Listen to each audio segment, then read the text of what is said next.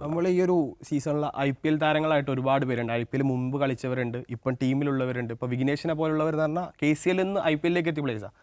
അതുപോലെ തന്നെ ഡിസ്കസ് ചെയ്യപ്പെടുന്ന ഒരു പേരാണ് ഇമ്രാൻ്റെ പേര്. ഈ ഒരു വർഷത്തെ IPL ഏറ്റവും വലിയ പിക്കുകളിൽ ഒരാളാവാൻ സാധ്യതയുള്ള പ്ലെയറാണ്. കഴിഞ്ഞ വർഷം രഞ്ജി ട്രോഫി സ്ക്വാഡിൽ ഉൾപ്പെട്ട ഫൈനലിൽ ഉണ്ടായിരുന്ന ഒരു താരം ഈ ഒരു വർഷം ടോപ്പ് സ്കോറാണ്. സഞ്ജു സാംസണിനെ പോലെ, സച്ചിൻ ബേബിയെ പോലുള്ള പ്ലേയേഴ്സുകൾ കൊടുത്ത് ആ ഒരു യങ് പ്ലെയർ ടോപ്പ് സ്കോർ ആവുന്നു. ആളുടെ ഒരു ബാറ്റിംഗ് സ്റ്റൈലിനെ പറ്റി എന്താണ്, എങ്ങനെയാണ് ആളുടെ ഒരു ആ ഹിറ്റിംഗ് പവറിനെ പറ്റിയിട്ട് എന്താണ്? ഇമ്രാനെ നമ്മൾ കണ്ണിലുടക്കുന്നത് ശരിക്കും കഴിഞ്ഞ രഞ്ജി ട്രോഫി ഫൈനലിലാണ്. അദ്ദേഹത്തിൻ്റെ ഷോട്ട് അന്നൊരു അനാവശ്യ ഷോട്ടിലൂടെയാണ് ഇമ്രാൻ പുറത്തായതെങ്കിൽ പോലും ഇമ്രാൻ ക്രീസിൽ നിൽക്കുന്ന സമയത്ത് ഒരു വല്ലാത്ത ആത്മവിശ്വാസം നമുക്ക് കളി കാണുമ്പോൾ ഉണ്ട്. ഇയാൾ ഈ കളി മുന്നോട്ട് കൊണ്ടുപോകും എന്നുള്ളൊരു ഫീല് ഇമ്രാൻ വരുത്തുന്നുണ്ട്. അയാൾ ഷോർട്ട് സെലക്ഷൻ ആണെന്നുണ്ടെങ്കിലും പ്രത്യേകിച്ച് അയാൾ ഇത്തവണ നമ്മളെ KCL 19-20 വയസ്സുള്ള 19 വയസ്സുള്ള മുഹമ്മദ് ഇമ്രാന് ഈ ആദ്യ സെഞ്ചുറി നേടി. പക്വതയല്ല അദ്ദേഹം ബാറ്റിങ്ങിൽ കാണിക്കുന്നതെന്ന് കൂടെ നോക്കണം. ദീർഘനാളത്തേക്ക് നോക്കുന്ന സമയത്ത് നമ്മൾ ഈ പറയുന്ന പട്ടികയിൽ ലെജൻസിൻ്റെ ഒക്കെ പട്ടികയിൽ വരാൻ സാധ്യത, കഠിനമായ പരിശീലനമൊക്കെ അദ്ദേഹത്തിന് ആവശ്യമാണ്. എന്നാൽ പോലും അദ്ദേഹത്തിൻ്റെ ഷോർട്ട് സെലക്ഷനിൽ ഞാൻ കണ്ടിരിക്കുന്ന 2-3 പോയിന്റ്. ഒന്ന്, പേസ് ബോളേഴ്സിനെതിരെ വളരെ അനായാസമാണ് കളിക്കുന്നത്. അത് ഫ്രണ്ട് ഫുട്ടിലേക്ക് ഇറങ്ങി വന്ന് തന്നെ കളിക്കുകയാണ്. ഇപ്പോൾ ബാക്ക് ഫുട്ടിലേക്ക് പോയി എനിക്കൊരു പേടിയുണ്ട് എന്നുള്ള തോന്നലൊന്നും അഹമ്മദ് ഇമ്രാൻ്റെ ബാറ്റിൽ നിന്ന് വരുന്നില്ല. എന്താണോ ബൗളർമാരുടെ കണ്ണിലുള്ള തീ അത് കൃത്യമായി നോക്കി മുന്നോട്ട് കയറി വന്ന് അനായാസം കളിക്കുക. ഡ്രൈവുകൾ, മനോഹരമായ ഡ്രൈവുകൾ, കട്ട് ഷോട്ടുകൾ, പുൾ ഷോട്ടുകൾ. അദ്ദേഹത്തിന് നമ്മൾ രഞ്ജി ട്രോഫി ഫൈനലിൽ അദ്ദേഹത്തെ പുറത്താക്കാൻ വിദർഭ ഒരു കെണി ഒരുക്കിയതായിരുന്നു. ഒരു ഷോർട്ട് ബോൾ എറിഞ്ഞിട്ട് ഷോർട്ട് മിഡോളിൽ ഒരു ഫീൽഡർ നിർത്തിയിട്ട് അവിടെയാണ് കൃത്യമായി കൊടുത്തത്. അതൊരു ഷോർട്ട് ബോളായിരുന്നു. പക്ഷെ അതിൽ നിന്നൊക്കെ ഒരുപാട് വ്യത്യാസം വന്നു. മാത്രമല്ല നമ്മൾ ഈ കോപ്പി ബുക്ക് സ്റ്റൈൽ ഷോട്ടുകളല്ലാതെ റിവേഴ്സ് സ്വീപ്പുകൾ, അത് ഏത് ബോളേഴ്സിനെതിരെ സ്പിന്നേഴ്സിനെ കളിക്കുന്ന സമയത്ത് പ്രത്യേകിച്ച് സ്വീപ്പ് ഷോട്ടുകളാണെന്നുണ്ടെങ്കിലും റിവേഴ്സ് സ്വീപ്പുകളാണെന്നുണ്ടെങ്കിലും തനതായ രീതിയിൽ അദ്ദേഹം എൻജോയ് ചെയ്യുന്നുണ്ട്. അഹമ്മദ് ഇമ്രാന്റെ ബാറ്റിംഗ് നമ്മളും എൻജോയ് ചെയ്യുന്നുണ്ട്, ആളും എൻജോയ് ചെയ്യുന്നുണ്ട്. അപ്പം അതുപോലെ തന്നെ ലെഫ്റ്റ് ഹാൻഡർ ബാറ്റ്സ്മാൻ ആണ്, ഓപ്പണർ ആണ് എന്നുള്ളതൊക്കെ ഒരു അഡ്വാൻറ്റേജ് കൂടിയാണ് അഹമ്മദ് ഇമ്രാൻ. അപ്പോൾ അത് തൃശ്ശൂരിനെ സംബന്ധിച്ചിടത്തോളം അവരുടെ ഫേസുകളൊന്നായി മാറി. അതേപോലെ ഷോണും ഉണ്ട് അവിടെ, ഷോൺ റോജറും ഉണ്ട്. ഷോണിന് ഫോമിലേക്ക് എത്താൻ പറ്റിയിട്ടില്ല, പക്ഷെ ഏത് സമയത്തും സ്പാർക്കുള്ളൊരു പ്ലെയറാണ് ഷോൺ എന്ന് പറയുന്നത്. അപ്പം ഒരു ഞാൻ മനസ്സിലാക്കിയിടത്തോളം IPL ടീമുകളുടെ റഡാറിനകത്ത് പെട്ടിട്ടുണ്ട് അഹമ്മദ് ഇമ്രാൻ. ഇതോടെ തന്നെ ഏതായാലും അടുത്ത താരലേലത്തിൽ വലിയൊരു പിക്കിലേക്ക് പോകാൻ സാധ്യത വരട്ടെ. യങ് പ്ലെയർ എന്നുള്ള അഡ്വാൻറ്റേജ് കൂടി ഉണ്ടല്ലോ, അത് തന്നെയാണ് പ്രധാനപ്പെട്ടത്. വിഘ്നേഷ് പുത്തൂരിനെ പിക്ക് ചെയ്ത് കൊണ്ടുപോകുന്ന സമയത്ത് നമ്മൾ പോലും ആ പേര് യഥാർത്ഥത്തിൽ അങ്ങനെ കേട്ട് ആസ്വദിച്ചൊരു പേരല്ല, അല്ലെങ്കിൽ കേട്ട് നമുക്ക് പരിചയമുണ്ട്. പക്ഷെ ഇമ്രാനെ കുറിച്ച് നമ്മൾ സംസാരിക്കുന്നുണ്ട്, കേരളത്തിൽ മുഴുവൻ സംസാരിക്കുന്നുണ്ട്. സെയിം എങ്ങനെയാണോ വിഘ്നേഷിന് കിട്ടിയ അവസരം, അതുപോലെ ഇമ്രാന് അത് കിട്ടാൻ യോഗ്യനാണ് എന്നാണ് മനസ്സിലാക്കുന്നത്. ഉണ്ട്. നമ്മൾ പല ആളുകളായിട്ടൊക്കെ സംസാരിക്കുന്ന സമയത്തും അധികം വൈകാതെ തന്നെ അടുത്ത സീസൺ ഇടയിൽ നമുക്കൊരു നല്ല വാർത്ത അഹമ്മദ് ഇമ്രാന്റെ കേൾക്കാൻ സാധിക്കുമെന്നാണ് പ്രതീക്ഷിക്കുന്നത്. അതുപോലെ തന്നെ തൃശ്ശൂരിന്റെ കാര്യം പറയുമ്പോൾ കൊച്ചിയെ ആദ്യമായി ഈ സീസണിൽ തോൽപ്പിച്ചിട്ടുള്ളത് തൃശ്ശൂരാണ്. അതും ക്യാപ്റ്റന്റെ ഒരു വലിയ ഇന്നിങ്സ് അവസാന ഓവറിൽ ചേസ് ചെയ്ത് വിജയിക്കുന്നു. ആ ഒരു മത്സരം എന്ന് പറഞ്ഞാൽ ഭയങ്കര നിർണായകമായ ഒരു മത്സരമായിരുന്നു. ആദ്യം 3 ബോളുകളിൽ വെറും സിംഗിളുകൾ കൺവേർട്ട് ചെയ്യാൻ പറ്റുന്നു. പിന്നീട് ആളുടെ ബാറ്റിംഗ്, ഒരു ക്യാപ്റ്റൻ ഇന്നിങ്സ് എന്ന നിലയ്ക്ക് സിജോ മോൻ്റെ പ്രകടനം എങ്ങനെയായിരുന്നു കഴിഞ്ഞൊരു മത്സരത്തിൽ? സിജോ മോനെ നമ്മൾ ഇതിൻ്റെ തുടക്കത്തിൽ ടീമുകളെ പരിചയപ്പെടുത്താൻ വേണ്ടിയുള്ള ഒരു ഘട്ടത്തിൽ നമ്മൾ അവിടെ ചെന്ന് സിജോ ആയിട്ട് സംസാരിച്ച ഒരാളാണ്. സിജോ എന്ന് പറയുന്നത് പേടിയില്ലാത്തൊരു ക്യാപ്റ്റനാണ്. പിന്നെ ടീം എന്ന് പറയുന്ന സങ്കല്പത്തിൽ ഒരു മൊത്തത്തിൽ ഒരുമിച്ച് ഒരു ക്യാപ്റ്റൻ എങ്ങനെയാണ് ഒരു ടീമിനെ കൃത്യമായി നയിക്കേണ്ടത്, ആ എബിലിറ്റിയേക്കാൾ ഉപരി അതുണ്ട്. അതിനേക്കാൾ ഉപരിയായി സ്വന്തം ടീം ജയിക്കണം എന്നുള്ള ഉത്തരവാദിത്തം എൻ്റേത് കൂടിയാണ് എന്ന് മനസ്സിലാക്കുന്ന ഒരു പ്ലെയർ എന്നുള്ള രീതിയിൽ കൂടി അദ്ദേഹം. അപ്പോൾ അദ്ദേഹത്തിൻ്റെ ലാസ്റ്റ് ബോളിലാണ് അദ്ദേഹത്തിൻ്റെ 4 ഫിനിഷ് ചെയ്തേക്ക്. പക്ഷെ ആ കളി സിജോയെ പോലെ തന്നെ ആ കളി ഗതി മാറ്റി മേടിച്ചുള്ള അജിനാസ് അല്ലേ, ഡെബ്യൂ മത്സരമാണ്, അദ്ദേഹത്തിന്റെ ഹാട്രിക് എടുക്കുന്നു. അതിൽ സഞ്ജു സാംസന്റെ വിക്കറ്റ് ഉൾപ്പെടെ സാലിയും സഞ്ജുവും ആഷിഖിന്റെ വിക്കറ്റ് ഉൾപ്പെടെ 5 വിക്കറ്റ് പ്രകടനം എന്നുള്ളതൊക്കെ പറയുമ്പോൾ അത്തരത്തിലുള്ള ഒരുപാട് പ്ലെയേഴ്സിനുള്ള അവസരമാണ് ഈ ഒരു KCL ഒരുക്കുന്നത്. ഇപ്പോൾ തിരുവനന്തപുരത്തിനെ പറ്റി പറയുമ്പം ക്യാപ്റ്റനെ പറ്റി പറയണം. ക്യാപ്റ്റൻ്റെ പ്രകടനം, അതുപോലെ തന്നെ റിയ ബഷീറിനെ പോലുള്ള പ്ലേയേഴ്സ്, മാച്ച് വിന്നേഴ്സ് ഓരോ മത്സരത്തിലും ഓരോ താരങ്ങളാണ്.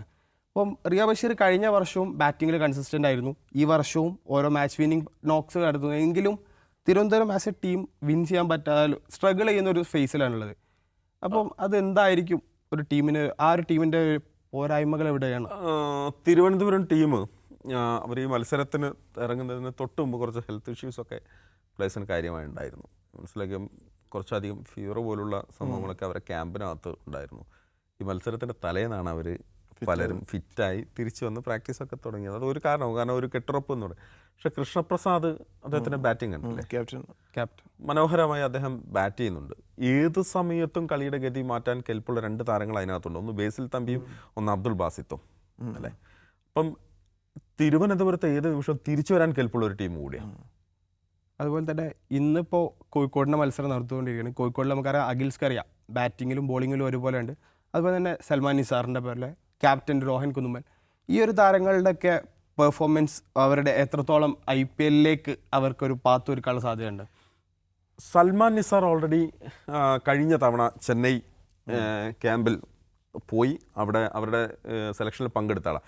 എനിക്ക് തോന്നുന്നത് നമ്മുടെ ചെന്നൈയുടെ ക്യാപ്റ്റനായിരുന്ന ഋതുരാജ് ഗെയ്ക്വാദ് അതിന് പരിക്ക് പറ്റിപ്പോയതിന് ശേഷം നടന്ന ഒരു സെലക്ഷൻ ട്രയൽസ് ഉണ്ടായിരുന്നു. ആ ട്രയൽസിൽ ആയുഷ് മാത്രയ്ക്കൊപ്പം സൽമാനും ഉണ്ടായിരുന്നു. സൽമാൻ പ്രതീക്ഷ ഉണ്ടായിരുന്നു, പക്ഷെ ആയുഷ് മാത്രയാണ് അവർ സെലക്ട് ചെയ്തത്. ആയുഷ് മാത്രമേ അദ്ദേഹത്തിന് കിട്ടിയ അവസരം അദ്ദേഹം കൃത്യമായി വിനിയോഗിക്കുകയും ചെയ്തു. സൽമാൻ നിസാറും അതിലേക്ക് ഉണ്ടാവും. രോഹൻ കുന്നുമൽ ഇപ്പോൾ കഴിഞ്ഞ തവണയ്ക്ക് നമുക്ക് വലിയ പ്രതീക്ഷ ഉണ്ടായിരുന്നു. അദ്ദേഹം ഇത്തവണ തുടക്കത്തിൽ നല്ല തുടങ്ങിയിട്ടുണ്ട്. അപ്പോൾ അതിൽ നമ്മൾ ആരെയും ഇവരൊന്നും സാധ്യതയില്ലാത്ത ആളുകളെ അല്ലല്ലോ യഥാർത്ഥത്തിൽ. ഞാൻ ഈ IPL നമ്മൾ ഈ KCL നമ്മൾ വിലയിരുത്തുന്ന സമയത്തെ നമ്മളെ ഞെട്ടിച്ചൊരു താരം കൊല്ലത്തിൻ്റെ ഒരു പ്ലെയറാണ് അജയ് ഘോഷ്.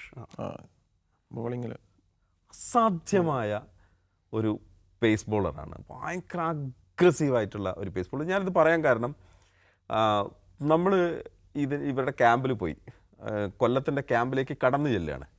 അപ്പോൾ നമ്മൾ അന്ന് കാണുന്നത് ഒരു യോർക്കർ എറിഞ്ഞിട്ട് ഒരു മിഡിൽ സ്റ്റംപ് ഇങ്ങനെ പറക്കുന്നതാണ്. നമ്മളങ്ങോട്ട് കയറി ചെല്ലുമ്പോൾ ഒരു ക്യാമ്പിൽ ചെല്ലുമ്പോൾ കാണുന്നത് ഇതാണ്. പെട്ടെന്ന് എനിക്ക് ആരെ ഈ പന്തെറിഞ്ഞത് എന്ന് ചോദിച്ചു.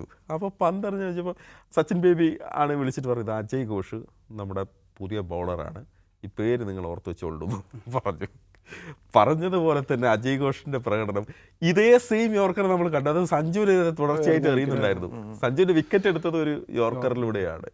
അപ്പം വൈഡ് യോർക്കറൊക്കെ നന്നായിട്ട് ട്രൈ ചെയ്യുന്നുണ്ടെന്നല്ല. അപ്പം ആ പേര് അജയ് ഘോഷ് എന്നുള്ള പേര് കേരള ക്രിക്കറ്റ് ഇപ്പോഴേ ഓർത്ത് വെച്ചോളൂ. നമ്മളെ അടുത്ത എന്താ പറയുക, കേരളത്തിൻ്റെ ഒരു ജസ്പ്രീത് ബുംറ എന്നൊക്കെ പറഞ്ഞാലും നമ്മൾ കൂടിപ്പോകുന്നു വിചാരിക്കേണ്ട. കാരണം വളരെ ചെറുപ്പമാണ്, അസാധ്യമായ യോർക്കറുകളാണ് നിരന്തരം. അതേപോലെ ആദിത്യ ബൈജുവിന്റെ കാര്യം നമ്മൾ പറയുന്നത്. അതെ, യങ് പ്ലെയർ ആണ്. അതെ, യങ് പ്ലെയർ. അദ്ദേഹം 16 വയസ്സാണല്ലോ, 16-17 വയസ്സ് അദ്ദേഹത്തിന് MRF പേസ് ഫൗണ്ടേഷനിൽ ചെന്ന് ഗ്ലെൻ മഗ്രാത്തിന് കീഴിൽ പ്രാക്ടീസ് ചെയ്യുന്നു, പരിശീലനം കഴിഞ്ഞ് വന്നിരിക്കുകയാണ്. 140+ ആണ് കേട്ടോ. ബേസിക് ബോളിംഗ് പോലും 140+ എറിയുന്ന ഒരു ബോളർ.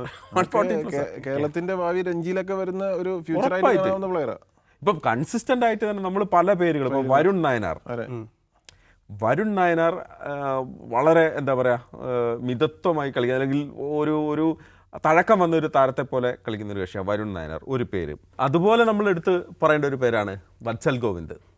ഇപ്പം കേരളത്തിൻ്റെ എന്താ പറയുക Under-23 അല്ലെങ്കിൽ Under-16 ആ 14 തൊട്ട് തന്നെ നമ്മൾ കേൾക്കുന്ന ഒരു പേരാണ് വത്സൽ ഗോവിന്ദിൻ്റെത്.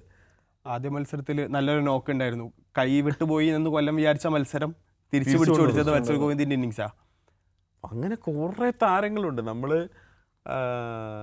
ഒരു കാര്യം പറയാം, എന്തുകൊണ്ടാണ് ഷർഫു നമ്മുടെ IPL വന്നതുകൊണ്ട് ഇന്ത്യൻ ക്രിക്കറ്റിൽ ഉണ്ടായ ഒരു നേട്ടം എന്താണ് ശരിക്കും? ഇതിൽ ഒരുപാട് കളിക്കാരെ ഇതേപോലെ ഇന്ത്യക്ക് കിട്ടി, ഒരുപാട് യങ് പ്ലേയേഴ്സിന് ടാലൻറ്റുകൾ കിട്ടി, ഒരുപാട് കളിക്കാർ ഇതേപോലെ ഈ ഒന്നുമില്ലായ്മയിൽ നിന്ന് വലിയ ഉയരങ്ങളിലേക്ക് ഒരുപാട് കളിക്കാരെത്തി. അത്തരത്തിലുള്ളൊരു മികച്ചൊരു പ്ലാറ്റ്ഫോമാണ് ഒരുക്കി കൊടുക്കുന്നത് ഈ IPL. അപ്പോൾ അത് തന്നെയാണ് ഇപ്പോൾ കേരള ക്രിക്കറ്റിലും സംഭവിക്കാൻ പോകുന്നത്. കേരള ക്രിക്കറ്റിൻ്റെ ഭാവി ശോഭനമാണെന്ന് കാണിക്കുന്നതാണ് ഈ IPL ഇപ്പോൾ നടന്നുകൊണ്ടിരിക്കുന്ന പ്രകടനം. ഓരോ പ്ലേയേഴ്സിനെ എടുത്ത് നോക്കി ഓരോ ടീമിൻ്റെയും പ്രകടനം നോക്കിയാൽ അതിൽ ഏതെങ്കിലും 1-2 യങ് പ്ലേയേഴ്സ് അതിൽ നല്ല രീതിയിൽ പെർഫോം ചെയ്യുന്നുണ്ടാവും. ഇപ്പോൾ എക്സ്പീരിയൻസ് ആയിട്ടുള്ള കളിക്കാരുടെ ഒപ്പം തന്നെ കളിക്കുന്ന ഒരുപാട് യങ് പ്ലേയേഴ്സ് ഉണ്ട്. ഇപ്പോൾ സച്ചിൻ ബേബി, അതേപോലെ അസറുദ്ദീൻ, ഇതുപോലുള്ള കളിക്കാരൊക്കെ ഓരോ ടീമിനും ഭാഗമായിരിക്കുമ്പോൾ ഇവരുടെ ഒരു എക്സ്പീരിയൻസ് ഈ യങ് പ്ലേയേഴ്സിന് ഇപ്പം പുതുതായിട്ട് വരുന്ന ഡൊമസ്റ്റിക് പോലും ഒരു മത്സരം പോലും കളിക്കാത്ത ഒട്ടേറെ കളിക്കാർക്ക് ഇതൊരു നല്ലൊരു ചാൻസാണ്. അപ്പോൾ അത്തരത്തിൽ ഈ ക്രിക്കറ്റ് ലീഗ് ഒരു വലിയ ഒരു മാറ്റത്തിനുള്ള ഒരു സൂചനയായിട്ട് തന്നെയാണ് തോന്നുന്നത്. ഇപ്പോൾ രണ്ടാമത്തെ സീസണിലാണെങ്കിലും ഇപ്പോൾ ഫസ്റ്റ് സീസണിനെക്കാട്ടും ഡബിൾ ഹൈപ്പിലാണ് ഇപ്പോൾ രണ്ടാം സീസൺ നടന്നുകൊണ്ടിരിക്കുന്നത്. മത്സരങ്ങളുടെ പെർഫോമൻസ് ആണെങ്കിലും ഇനി മത്സരത്തിൻ്റെ റിസൾട്ട് പിന്നെ മൊത്തം ഒരു ശൈലി എല്ലാത്തിലും ഒരു മാറ്റം വന്നിട്ടുണ്ട്. ഇപ്പോൾ അമ്പയറിങ്ങിൽ അതുപോലെ ടെക്നിക്കൽ എല്ലാ രംഗത്തും ഇപ്പം DRS പോലുള്ള കാര്യങ്ങളൊക്കെ വന്നു. അപ്പോൾ അത്തരത്തിൽ ടെക്നിക്കലായും എല്ലാതെയും എല്ലാം ഒരു ക്രിക്കറ്റിൻ്റെ ഒരു വലിയ മാറ്റം തന്നെയാണ് ഇപ്പം വന്നുകൊണ്ടിരിക്കുന്നത്. ഒരു 3-4 കൊല്ലത്തിനിടയിൽ ഈ ആഭ്യന്തര ക്രിക്കറ്റിൽ കേരളത്തിൻ്റെ സ്ഥാനം എവിടെയാണെന്ന് നമുക്ക് ഇതുപോലെ പോവുകയാണെങ്കിൽ നമ്മൾ പറയേണ്ട മറ്റൊരു പേര് സിബിൻ ഗിരീഷ്, തൃശ്ശൂരിൻ്റെ താരം. ഇത് ഭയങ്കര ഞെട്ടിക്കുന്ന താരങ്ങളാണ് കേട്ടോ. ഞാൻ പറഞ്ഞത് ഓരോ ടീമിനും ഇതുപോലെ ഓരോ പേരുകളുണ്ട്. പക്ഷെ സിബിൻ്റെയൊക്കെ ആദ്യ സീസണാണെന്ന് കൂടി ഓർക്കണം. ഗംഭീരമായിട്ടുള്ള ഒരു പ്ലെയറാണ്. ഈ പറഞ്ഞതുപോലെ തന്നെ സിജോ മോൻ നമുക്ക് ഈ ടീം അംഗങ്ങളെ പരിചയപ്പെടുത്തി തരുന്ന സമയത്ത് സിബിൻ ഗിരീഷിൻ്റെ തോളത്ത് തട്ടി പറഞ്ഞതാണ്, ഈ പേര് നിങ്ങൾ ഇത്തവണ നോക്കി വെച്ചോളൂ, ഇത്തവണ നമ്മൾ ഇറക്കുന്ന ഏറ്റവും പ്രധാനപ്പെട്ട ആയുധങ്ങളിൽ ഒന്ന് സിബിൻ ഗിരീഷ് ആവുമെന്ന് പറഞ്ഞതുപോലെ തന്നെയാണ് അദ്ദേഹത്തിൻ്റെ ബോളിംഗ് ശൈലിയും. ബോളിംഗ് നല്ല അഗ്രസീവായിട്ടുള്ള ബോളറാണ്. ആലപ്പുഴ ഡിസ്കസ് ചെയ്യാം. നമ്മൾ പറയാത്തൊരു ടീമാണ് ആലപ്പുഴ. ടീമിൽ 2 ഇതിഹാസ പേരുകളാണ് ഇപ്പം പുറത്തേക്കുന്നത്. ഒന്ന് ക്യാപ്റ്റനാണ് അസറുദ്ദീൻ, മറ്റേത് മുഹമ്മദ് കൈഫാണ്. കഴിഞ്ഞ മത്സരത്തിൽ മികച്ചൊരു ഇന്നിങ്സോട് കൂടിയാണ് കൈഫ് ടീമിനെ മുന്നോട്ട് ടീമിൻ്റെ ജയത്തിൽ ഭയങ്കര നിർണായക പങ്കാണ്. എങ്ങനെയായിരിക്കും ആലപ്പുഴേൻ്റെ ഒരു കംബാക്ക്? ആരിലായിരിക്കും ഈ ആലപ്പുഴ ഇപ്പം നിലവിൽ പട്ടികയിൽ താഴ്ത്താണെങ്കിലും പക്ഷേ ഇനിയും അവസരങ്ങളുണ്ട്, മുന്നോട്ടേക്ക് പോകാനുള്ള സാധ്യതകളുണ്ട്. ആരെ സെൻറ്റർ ചെയ്തിട്ടായിരിക്കും ഇനിയുള്ള മത്സരങ്ങൾ നടക്കാനുള്ള സാധ്യത? ആരായിരിക്കും ഒരു മാച്ച് വിന്നറായിട്ട് ആ സ്ക്വാഡിൽ നിന്ന് പുതിയതായിട്ട് വരാം? ആലപ്പുഴ യഥാർത്ഥത്തിൽ നല്ല ടീമാണ്. ശരിക്കും ആലപ്പുഴയിൽ നല്ല ഒരുപാട് താരങ്ങളുണ്ട്. ഇപ്പോൾ അസർ ആണെന്നുണ്ടെങ്കിലും വിഘ്നേഷ് ആണെന്നുണ്ടെങ്കിലും ജലജ് സക്സേനയാണെങ്കിലും ആദിത്യ ബൈജു നല്ല ടീമാണ്, നല്ല സ്ക്വാഡാണ്. പക്ഷെ അവർ ഈ പറഞ്ഞതുപോലെ തന്നെ അക്ഷയ് ചന്ദ്രനുണ്ട്. അക്ഷയ് ചന്ദ്രൻ, അതുപോലെ മുഹമ്മദ് അസറുദ്ദീൻ, വിഘ്നേഷ് പുത്തൂർ, ഈ 3 താരങ്ങളെ വെച്ച് ബാക്കിയെല്ലാം പുതുതായിട്ട് സ്കൗട്ട് ചെയ്തെടുത്തിരിക്കുന്ന പുതിയ താരങ്ങളുടെ ഒരു ഇതാണ്. നമുക്ക് ആലപ്പുഴയുടെ കാര്യത്തിൽ ഒരു ആശങ്കയുള്ളത് അസറുദ്ദീൻ കളിക്കാൻ വേണ്ടി പോവുകയാണ്. മറ്റേ ഡൊമസ്റ്റിക് ആഭ്യന്തര ക്രിക്കറ്റിലേക്ക് അദ്ദേഹം സൗത്ത് സോണിന് വേണ്ടി കളിക്കാൻ പോവുകയാണ്. അപ്പം അസർ പോയി കഴിഞ്ഞാൽ പിന്നീട് എങ്ങനെയാകും? അടുത്ത ഒരു സ്റ്റാർ പിറവി കൊണ്ടേ പറ്റൂ അവരെ സംബന്ധിച്ചിടത്തോളം. ആലപ്പുഴ നല്ല ടീമാണ്. സോണി ചെറുവത്തൂരാണ് അവരെ നയിക്കുന്നത്. അവരെ കൃത്യമായ നല്ല ചിട്ടയായ അച്ചടക്കത്തോടു കൂടി പരിശീലനമൊക്കെ നടന്ന ടീമാണ്. ഇപ്പോഴത്തെ പട്ടിക നോക്കണ്ട എന്നാണ് എനിക്ക് തോന്നുന്നത്. അവര് ടാഗ്ലൈൻ തന്നെ ഉണ്ടല്ലോ, തുഴയല്ല തൂക്കിയടിയാണെന്ന് കേട്ടിട്ടുണ്ടല്ലോ. അപ്പോൾ അവർ ഏത് സമയത്തും തിരിച്ചു വരാൻ ഒരു കെൽപ്പുള്ള ടീമാണ്. ഒരു കാര്യം കൂടെ പറഞ്ഞ് അവസാനിപ്പിക്കാം. ഇതിൽ ഈ അവസാന സ്ഥാനത്തേക്ക് എത്തുന്ന 2 ടീം ആരാണെന്നുള്ളത്, അതാണ് ഏറ്റവും കൂടുതൽ ടെൻഷൻ. ഇത് ആരാകും എന്നുള്ളത് പറയാൻ ഇപ്പോഴും പറ്റില്ല. മാത്രമല്ല ഓരോ മത്സരത്തിലും റിസൾട്ട് മാറി മാറി ഇന്ന് കൊച്ചി ജയിക്കുകയാണെങ്കിൽ അടുത്ത മത്സരത്തിൽ തോൽക്കുന്നത് ചിലപ്പോൾ കൊച്ചി ആയിരിക്കും, ട്രിവാൻഡ്രം തിരിച്ചു വരുന്നു. ആർക്കും ഒരു വിജയം കൺഫേം അല്ലാത്ത രീതിയിലുള്ള മത്സരങ്ങളാണ് എല്ലാം. ഒരു ടൈറ്റ് ഫൈറ്റ് മത്സരത്തിലേക്കാണ് ഇനി മത്സരങ്ങൾ പോകുന്നത്. ഇനിയിപ്പോൾ അടുത്ത വീക്കിലൊക്കെ ഇതായിരിക്കും സംഭവിക്കാൻ പോകുന്നത്. കുറച്ചുകൂടി നല്ല മത്സരങ്ങൾ കാണാൻ കഴിയും. വേറെ എന്തെങ്കിലും ആഡ് ചെയ്യാനുണ്ടെങ്കിൽ? ഇല്ല, നമുക്ക് ഇനിയും ഇരിക്കാം. ഈ അവസാന ദിവസങ്ങളിലേക്ക് എത്തുമ്പോൾ വീണ്ടും ഇരിക്കാം. പക്ഷെ ഒറ്റ കാര്യമേ ഉള്ളൂ, നമ്മുടെ എന്താ പറയുക, നമ്മളെ വിലയിരുത്തലുകൾ അല്ലെങ്കിൽ നമ്മളെ കാണുന്ന പ്രേക്ഷകർ ഒരു കാര്യം കൃത്യമായി ഓർത്ത് വെച്ചോളൂ. അടുത്ത IPL അല്ലെങ്കിൽ അതിനും തൊട്ടടുത്ത IPL, അടുത്ത സീസൺ എന്ന് പറയുന്നില്ല, വരും സീസണിൽ IPL-ന് 1-2 കേരളത്തിൽ നിന്നുള്ള താരങ്ങളായിരിക്കില്ല. ഒരു പിടി താരങ്ങളെ നമ്മളെ ആളുകളെ റാഞ്ചാൻ വേണ്ടി ഇവിടെ ആളുകളുണ്ട്. ഇപ്പോൾ രാജസ്ഥാൻ്റെയും മുംബൈയുടെയും കൊൽക്കത്തയുടെ സ്കൗട്ടിംഗ് ടീം ഇവിടെ ഉണ്ട്. കൊൽക്കത്തയുടെ സ്കൗട്ടിംഗ് ലീഡ് ചെയ്യുന്നത് പ്രശാന്ത് ആണ്. നമ്മുടെ കേരളത്തിന് തന്നെ സ്പിന്നറായിരുന്ന പ്രശാന്താണ്. അദ്ദേഹം ഈ പറഞ്ഞ പോലെ അവസാന നിമിഷത്തേക്കാണ് അവരൊരു ലിസ്റ്റ് പ്രിപ്പയർ ചെയ്യുക. ഒരുപാട് താരങ്ങളുണ്ടാകും. അത് സക്സസ് ആണ്. 100% KCL എന്ന് പറയുന്നത് നമുക്ക് വലിയ ആവേശം തരുന്നതാണ്. കേരള ക്രിക്കറ്റിന് വലിയ കരുത്ത് നൽകുന്നൊരു കാര്യം കൂടിയാണ്. അപ്പോൾ IPL എങ്ങനെയാണോ ബുംറയെ ഇന്ത്യൻ ടീമിന് നൽകിയത്, വിഘ്നേഷ് പുത്തൂരിനെ കേരള ക്രിക്കറ്റിന് നൽകിയത്. അതുപോലെ ഒരുപിടി താരങ്ങളെ സംഭാവന ചെയ്യാൻ സാധ്യതയുള്ള അല്ലെങ്കിൽ അത്ര പെർഫോമൻസ് കാഴ്ചവെച്ച ഒരുപിടി താരങ്ങളുള്ളൊരു ടൂർണമെൻറ്റാണ് നടന്നുകൊണ്ടിരിക്കുന്നത്. തുടർന്നുള്ള മത്സരങ്ങൾക്ക് ശേഷം നമുക്ക് വീണ്ടും ഇരിക്കാം.